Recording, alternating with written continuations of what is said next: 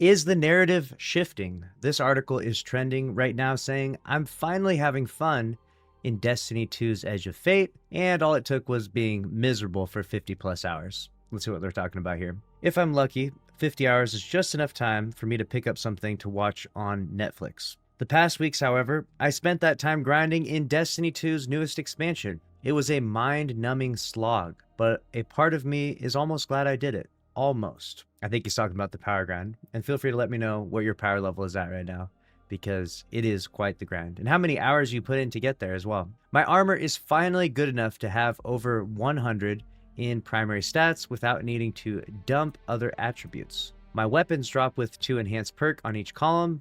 My favorite builds just got even more powerful. Nice. Now that high quality loot is within my reach, the Edge of Fate is showing its potential at last. It's a shame it's locked behind a frustrating 50-hour buy-in. Yes, no, it's not pay to win, it's play to win now. You gotta sink in your time to get that good loot. When you start playing, all of your drops will be tier 1 with the occasional tier 2. That is abysmal compared to what we just had a couple of weeks ago. Tier 1 armor drops with 52 to 57 stat points, compared to the old standard of good armor being above 63 to 65, depending on who you ask. Tier 1 weapons only have 1 perk in each column and can't ever be enhanced, so there's no way to upgrade them. In the new expansion, you can only get higher tier... Actually, this is an interesting point. Imagine if there was a system where you could upgrade your armor from tiers 1 to 2, 3, 4, or even 5, right? Maybe a system where you can just upgrade it 1 tier. Like maybe you can't make tier 1 armor turn into tier 5 armor, but that would be a really interesting system to set in place, right? It'd have to cost you a ton of materials. Or if Bungie wanted to be truly diabolical, they charge you silver for this. This would upset everyone. Can you imagine how angry people would be? Turn your tier 1s to tier 5s with money. Literal pay to win. That would never happen. That would, right? Surely that would never happen. In the new expansion, you can only get higher tier loot normally by raising both your power level and your guardian rank. In practice, this means you must grind what you need before you can grind what you want. Which is true. A lot of people, especially those who are the hardcore dedicated, basically just said, I want to get to the maximum power as fast as possible, and everything I get in the meantime is complete garbage, because once I get to max power, I'll then get tier 5 versions of those weapons and armor. And so the objective became, do whatever it takes to get to max power, everything else is irrelevant. And so this created a weird element in Destiny, because the new raid came out and a lot of people aren't even playing the new raid because that is not the most optimal way to level.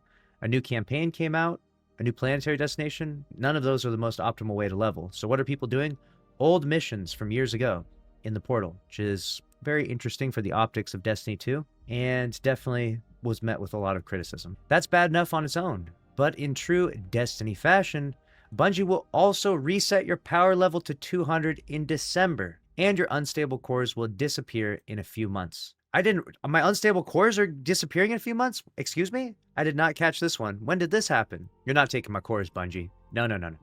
You're not taking my cores. And the 200 power reset in December, we need to reconsider this. Maybe we do the power reset once annually, like we do like once a year, like maybe this time next year you reset it. Maybe, I mean, even then I'm not going to be ecstatic about it unless there's a bunch of new missions to accompany it. But resetting in December is tough. That feels like it's right around the corner. I mean, I'm at power level. What power level am I at right now? 357 right now, okay? I haven't even hit 450 yet, and I've been playing for a month. So at this rate, I'll probably hit 450 in maybe a month, 2 months from now. You know, I'm taking my time here. I'm trying to enjoy the whole entirety of the content, play at a more relaxing pace. Usually I just dive in, play nonstop till I max my power and everything, right? But for this, I'm taking my time a little bit. By the time I hit max power, I'll be about 3 months in, then I'll grind up my tier 5 weapons and armor, and then I'm getting reset 3 months afterwards. That's a tough sell for me. Doing some napkin math here, it took me almost 6 hours to go from 330 to 350 with 4-minute solo ops runs, which I did almost exclusively since other mission types weren't nearly as rewarding, between steep bonus requirements and needlessly annoying modifiers. It's everyone's in the solo ops. They're turning this game antisocial, inadvertently. Going off that number, the grind from 300 to 350 alone could take you 10 to 15 hours. The journey between 200 and 300 is more forgiving, so with 2 hours per 10 levels, that's still another 15 to 20 hours. And to that, the time I spent during the campaign and grinding to reach 200 in the first place, and that's in the neighborhood of 50 hours, though the real number is probably much higher. That's a pretty big time investment until my drops actually started to matter. And this is a very interesting point of contention, because do your drops matter at the lower tiers? Does a god roll matter if it's a tier 1 god roll? And this has become an interesting debate in Destiny 2. And I would argue that the tier 1 god roll is still really powerful and important. It is nice to get the tier 5 versions. You get a lot of enhancements and they get significantly better when it comes to the weapons. Now, in terms of armor, you get a big stat boost every tier you go up, and it's big enough that it will make a substantial and meaningful difference on your builds. So you're definitely going to want to ascend the ranks and get higher tiered armor. It also comes somewhat organically as you play the game, right? Like if you just played the game, whether you play the PvE or the PvP, you do level up. Like you naturally, if you just play PvP, let's say you're a PvP guy, right? You play a bunch of PvP, you leveled up. There's no way you can play PvP and not level up, unless you're just like deleting all your powerful gear, right? But you should be playing PvP, and every time you finish a match, you level up. So naturally, by playing even at a really casual pace, I think most people at the end of 6 months will probably have at least tier 4 gear. Like if you'd played at a really casual pace, you'd have a bunch of tier 4 gear. I don't know if that's what the case is going to be. I mean, we're still like 5 months away from that, right? And so your gear, your loot at the beginning is not going to be nearly as desirable, as powerful, as enticing as the gear you're going to get 2 months from now, right? Unless you're deranged and you've been playing a ton of Destiny 2 and you're already 450 power, you know? If you're of that camp and you've been absolutely grinding nonstop, well, now your stuff is really good. And you kind of, you basically, you got a return on your investment. You invested all this time in the game and now all your loot is better. I mean, that's technically, it's kind of an interesting element, right? We'll pull this up here. We got to pull up the paint here. We got to get serious. This is when shit gets serious. Okay. All right. We're making a circle here. That's not what I'm looking for. We have to make a decision right here, right now, as a Destiny 2 community. All right. These are not boobies. No. On the left, the more I play Destiny 2, the more powerful I get. All right. On the left is the more I play Destiny 2, the more powerful I get, which means I get an investment of my time. If this does not exist, then there is no reason to sink your time in the game. There is no reason to buy said expansion. There's no reason to play the game at all. Go play Warframe. Go play Helldivers. Go touch some grass. I don't know. Do whatever you like. The more I play Destiny 2, the more powerful I get. The antithesis to this is what? Let's create a very simplistic, what is the exact opposite of this? It would have to be like the less I play, or what is it? The loot I get stays meaningful. The more I work, the less I play Destiny 2. I think that the opposite side of this, if I could really really express it, it's the loot I get is meaningful forever. I feel like this is really the key here, right? Or I guess, well, if it's the argument of, what is he saying in here? Let's think about this. So your time investment initially means nothing, right? So your time investment when you first jump in is tier 1 gear. So it's like meaningless gear. So it's the inverse of that. I mean, the result of this is the more I play, the more powerful I would become, which means the opposite of this is the less I play, the weaker I will stay, right? Like you should be significantly weaker. I mean, it's a weird thing to say, but you should be significantly weaker if you play the game less, right? You should be weaker. Should you be able to log into Destiny 2, not play the game, and be more powerful than someone that played for 200 hours that month? Like, should you be able to buy the game right now? Obviously not, right? The opposite is less time invested, same rewards. I'm trying to think about that. Try to think about really what it is that's encapsulating. What it is that's the biggest problem is that people are saying they have to invest too much time.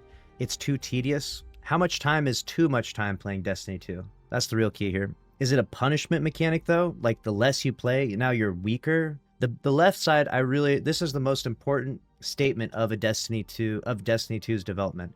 The more I play Destiny 2, the more powerful I get, which means the tiered system, right? You start off tier 1, and the more you play, the more powerful you get. You get tier 2, you get tier 3, you get tier 4.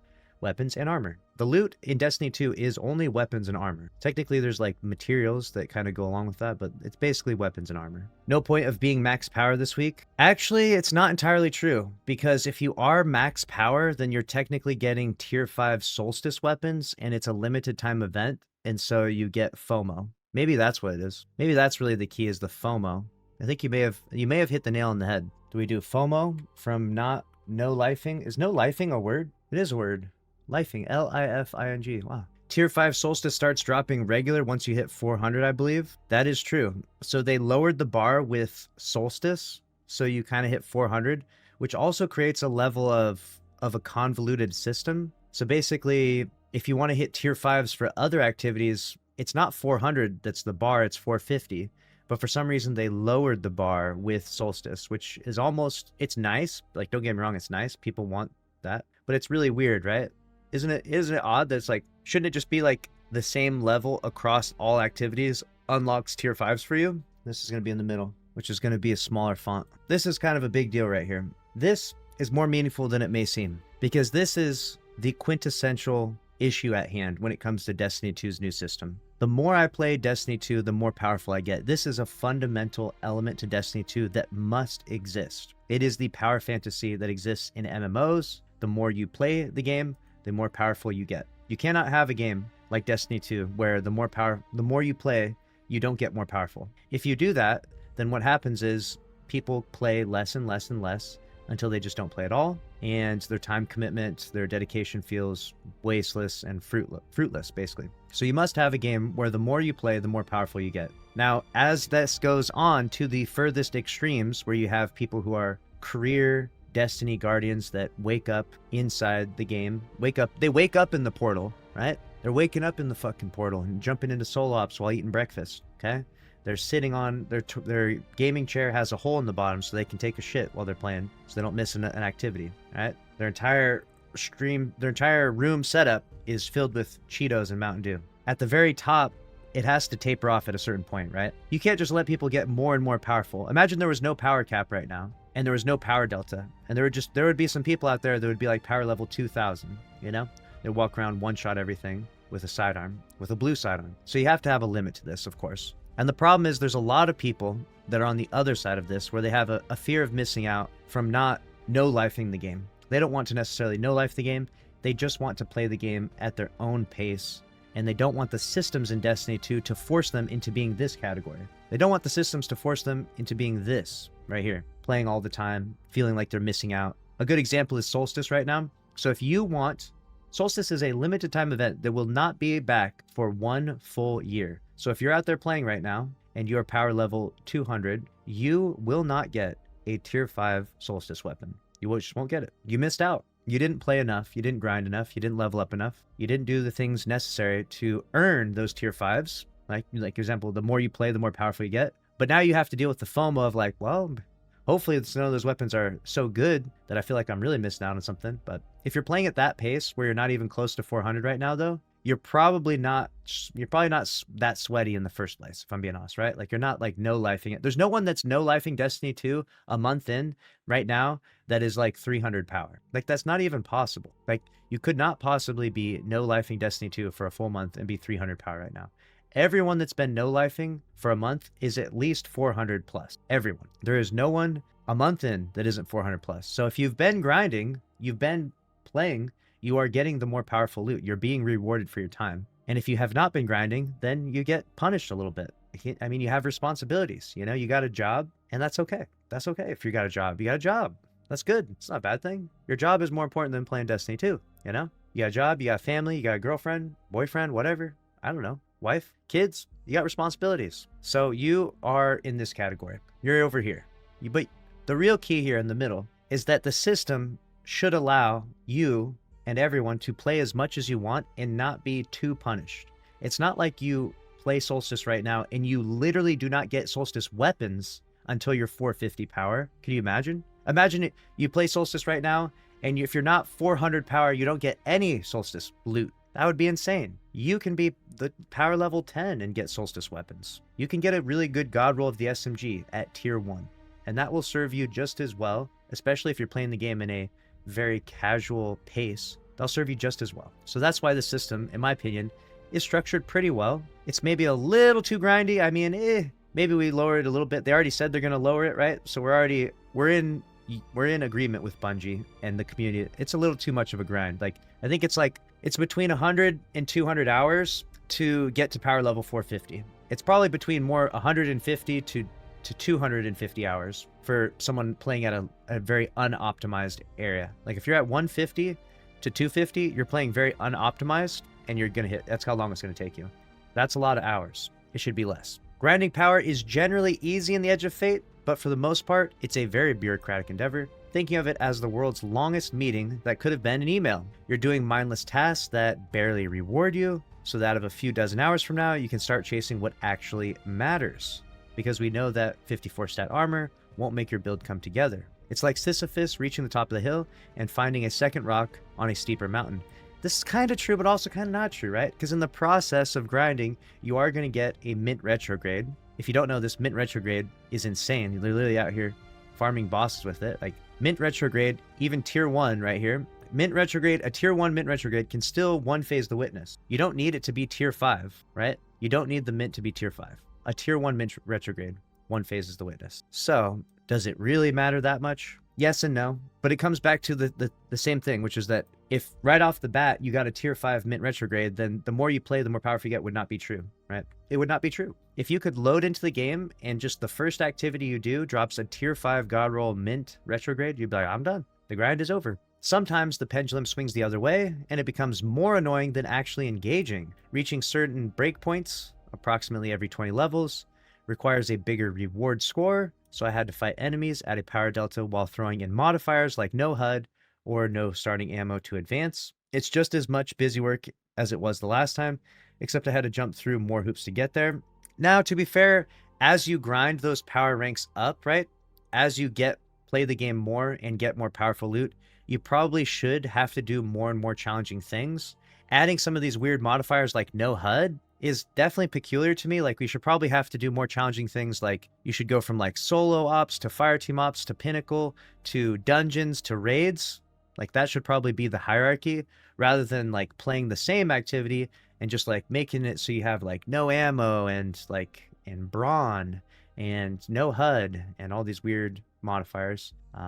It's an experiment of sorts. It's an experiment, and I think that the experiment has been met with a good amount of criticism. I think that the hierarchy for grinding up and getting more powerful in the game, right? The more I play, the more powerful I get. I think that that should be based on the difficulty of the activity you're doing. Like if you're doing some crazy tier, or if you're doing some crazy 5 feet raid of Desert Perpetual, that should give you like plus 10 power drops for sure. All that happens in the portal, which is one sterile restaurant menu-esque interface of activities in the game.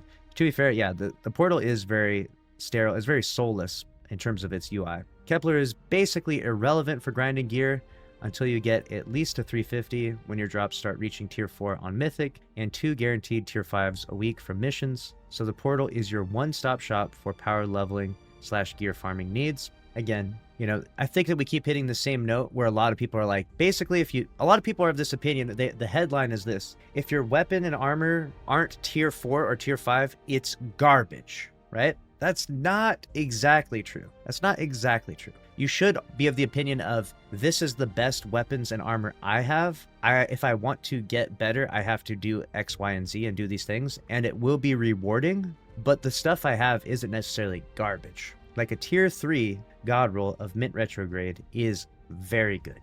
In fact, you probably wouldn't notice the difference between the tier 3 and the tier 5 roll. You probably wouldn't notice. So is it garbage? No, because it's not a tier 4. Absolutely not. In fact, I would choose a tier 3 god roll mint over a tier 5, right? That's a shitty roll every day, right? Like, why would you want the shitty roll just because it's a tier 5? That doesn't make any sense. So I think that we have this, we're learning this new system, and we have the old system in our head to some degree, where we think that we have to get the highest and best gear for it to matter. And it does matter, it does help, but it doesn't mean as much. I'd be willing to, you know what I want to do? I'd be willing to test people where you can't pull up your inventory, you can't pull up your menu, and you have to use a weapon, and you have to determine what tier it is. I would love to see a blind test of this. This would be so funny. You have to go and shoot a weapon, get 10 minutes shooting one weapon, 10 minutes shooting another weapon. You never get to look in your inventory, and then you have to tell me what tier that weapon is, and see if you can accurately guess it, you know? I bet most people would be way off. Except the lion's share of the portal is old or reissued, so your long grind will take place in those activities you've been doing for months, if not years, like the 2021 Battlegrounds, Encore, or the Devil's Lair. This is true. This is the biggest problem, is the old missions. Ironically, Caldera, which we're probably all guilty of farming, is one of the few new activities there, which is actually very good that one of the new missions is very optimal for the grind. So at least we are on a new planetary destination a decent amount of time, even if it is the same mission on repeat 100 times over. Even if your new gear is worse than what you've gathered throughout your playtime, you still need to save some of it. A select few activities require you to use new gear to advance your Guardian rank and stay the course toward any gear that's not a downgrade. Avant-garde, take it, throw it in the trash immediately. Using new and featured gear also gives you a bigger reward score in the portal, plus some boosts to firepower and damage reduction, which I see where they're going with this. They're trying to incentivize using the new stuff, getting people to put on the new things, and making it worth your time to actually do so versus just logging into Edge of Fate, keeping on your old armor and gear and weapons, and just clearing the activities and leveling up with that. They wanted to forcibly push you into the new system. Whereas I think they should have more incentivized people rather than kind of making it a hard requirement with some of this stuff. I mean, technically it's not a hard requirement. Like, you could do it without. It's just you're making the grind more miserable for yourself. As much of a slog as it was, I did it. I pushed to 350. I bought the first Kepler tier upgrade, which means every drop on Mythic is a tier 4. And now I get 2 guaranteed tier 5s a week from the featured missions. Nice. I could finally farm some high-level loot reliably to make my builds come together, and I only had to do more Caldera than advisable by the World Health Organization. Us Guardians are down there in the mines of Caldera, doing the heavy lifting. My drops got even better after I reached 400, which took another dozen hours or so. I probably wouldn't have done it if not for the generous bonuses from Solstice. It's incredible. Every basic solo ops clear gets me at least 1 tier 4 item, plus a guaranteed tier 5 from the event. That's what I'm talking about. See, now it all changed. I'm having to take a chainsaw to my vault so I can save my good drops. Yes, we're asking Bungie, give us more vault space before Renegades, please. Push up the Renegades vault expansion a couple months early. We need the vault space, which might be the best problem I've ever had in the game. It's been years since playing D2 has felt so rewarding. The shift that happens when you hit 400 is crazy right now. Yet I know that not long from now, I'll have to redo most of what got me here. With the Star Wars-inspired Renegades expansion in December, Bungie is resetting us back to 200, and we'll have a host of other new gear to chase. The Kepler upgrade, thankfully, is permanent, but the new/featured gear bonuses are bound to make for another slog in a few months. Unstable cores, too, are going away for no apparent reason other than making us stockpile them again. That's wild. I didn't even realize they're getting rid of the cores. The bright side is Bungie plans to tone down the grind starting in a few weeks, but what shape that will take is still vague. One of its goals is to generally increase the speed of progression for most players, though that doesn't inspire that much faith, seeing how the grind seems more like a policy than accident. Going from, say, 60 hours to 30 is certainly faster, but it's still one hell of an investment before you can get gear actually worth using. It actually would have been a smart trick, maybe a psychological trick, if they started this new system and they made it less of a grind the first go around, and then like each 6-month period they made it just incrementally a little bit more of a grind, we might not have noticed. It's kind of like we went from this like contrasted, like we had no power grind, and then we had this like little 10 power grind, and then we just had this like crazy like 200 hours to get to maximum power grind, right? The contrast is, I think, what really disrupted the Destiny 2 community the most. It should have been a simpler power grind the first go around, and then incrementally adding more each time. And that way, eventually we would get used to maybe this like kind of a lengthy power grind. I'm not sure. I still don't want it to be that lengthy. I feel like power leveling is not really the best content, but it is an essential element for MMOs. Again, because of this. The more I play the game, the more powerful I get. The length of the grind isn't the only problem either. Many of the upgrades we received this season will go away with Renegades. While we'll always have our gear, it may not be new or featured in a few months, and we'll need to re-earn the permission to grind anything remotely worth keeping. An interesting point, but once you get the tier 5 stuff, you'll still have, like, it'll still be tier 5. I think the level of it would go down in power, which is interesting to think about right now, right? Because right now, if you have a tier 5 anything, it's like 400 plus, mostly, or at least, it's at least 300 plus. I don't think you could get a tier 5 less than 300. But now in Renegades, it would be a tier 5 that's at 200 power. Yes, there have always been power level resets, but this is the first time we'll go back to only earning low quality gear and the first time we're actually being penalized for using legacy weapons and armor, even if they're just 6 months old. This might technically be the first time, but I'll give you a good example of how we kind of have had a tier system in Destiny 2 for a while. We just didn't even realize it necessarily. So they came back with these reprised raids, like Vault of Glass and King's Fall. And when they did come back with them, they initially launched with the normal version of the weapons, and you could grind out the red borders to be able to craft the weapons, right? So you had the normal version, and then you had the red border to craft them. And then you could, I believe came later on, you could then grind the harder difficulty and get the adepts. And once you got the adept, so you would initially grind, and sometimes they came in I'm trying to remember. I think the adepts came in tandem with Vault of Glass. So you had the normal and the craftable versions at launch, but then you could also do the harder difficulty and it would randomly drop the adepts. But the problem was that you would get significantly more perks on the adepts if you had unlocked all of the frames from crafting the weapon, if that makes sense. So I know it sounds convoluted. It is very convoluted, but basically the idea was if you really want to get the adepts from Vault of Glass that have 3 perks in each column, right? You can only do so consistently if you play the normal version enough to unlock all of the red border frames and unlock the ability to craft the weapon. So you play the normal a bunch, basically getting the tier 1 version of it, till eventually you get the tier 2 version where you can craft the weapon. And then once you can craft the weapon, you can then get the tier 3 version. And I'm just adding numbers in order here. And the tier 3 version would be the god roll of the adept weapon, right? And that would be the absolute best. So it was kind of like a 3-tiered system already existed in like Vault of Glass. They kind of just took that tiered system and made it more streamlined and more across every activity rather than just raids. And then they actually expanded upon it. So it's not just 3 tiers, it was 5 tiers. But it did kind of exist. It just was a little more archaic. The Edge of Fate set up a new foundation of systems for D2. With gear tiers, armor 3.0, and the portal. But power grind is the core of the content right now, and that's unacceptable. The true gear chase doesn't kick in until dozens of hours. Until then, it's all some extremely interactive red tape. I enjoy a reasonable, rewarding grind, but for the investment it requires, leveling in Edge of Fate is neither. Oof. There's still room for improvement, of course. Ash and Iron arrives in September, opening up more activities and softening the grind. But if it takes 3 months and a major update to make the content feel worthwhile, then that's already a failure. Luckily, Bungie has plenty of dials to shift until December.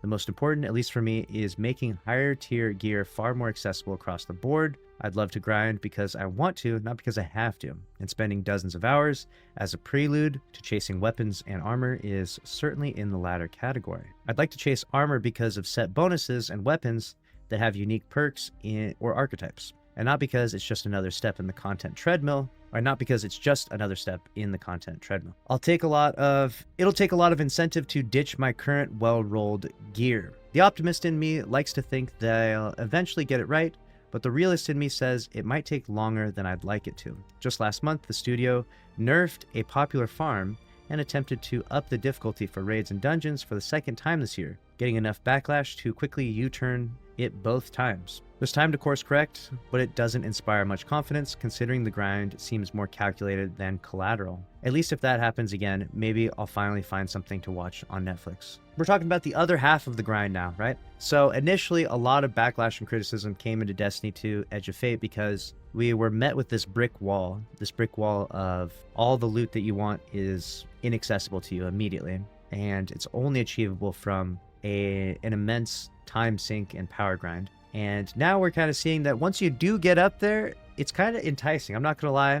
I feel like a gambling addict. When I first got my tier 5 weapon ever, I was like, whoa, it looks really shiny, looks crazy. It was a tier 5 solstice weapon, the grenade launcher, and it has like water and sand moving on it. I was like, this looks incredible. 3 perks in each column. Thought to myself, man, I need some more of that. Like a drug addict, I need another hit of this. Once you get up there in power, it is very rewarding. But right now, for a lot of people that, especially for those that want to play at a more casual pace, it feels like quite a slog, right? You're like, oh my gosh, I have to keep playing, keep grinding. And hopefully September alleviates that. Hopefully the power grind increase going up to 550 alleviates these issues significantly. Hopefully the average person that plays a decent amount of time is able to hit 400, 500 plus and get these tier 5s, because even if your power level does get reset, once you have this gear unlocked, you have it unlocked. It's still very good, desirable. You're going to have to regrind up your power unless Bungie goes back on that. But you already have the good stuff, you know? I'm not sure how many people will get to that level, which brings up an even more interesting question. We're going to go back to this here because this I find interesting. This is a real question. This is a question that I actually want Bungie to answer. We're cooking here. All right. Let's see here. Wait. How many hours does a D2 player need to play every week? This is an interesting question. This is one that we've been posing and talking about quite a bit here. How many hours does a D2 player need to play every week? Like need. And then how many hours do you want to play? This is an interesting question. This is what I would want to know from people that actually play this game a lot. How many hours do you need to play? If you need to hit, let's say you need or you desire to hit 500, how many hours would you need to play on average every week? And at what time frame would you hit that goal, right? I wonder how many hours Bungie wants you to play, like wants the average person to play. What is the average hour? Yeah, what is the average weekly amount of hours that Destiny 2 players play? Yeah, what is the average? These are interesting questions because Destiny 2, if you don't know, it has a niche audience, but the people that do play this game play on average more hours than gamers play other games. It is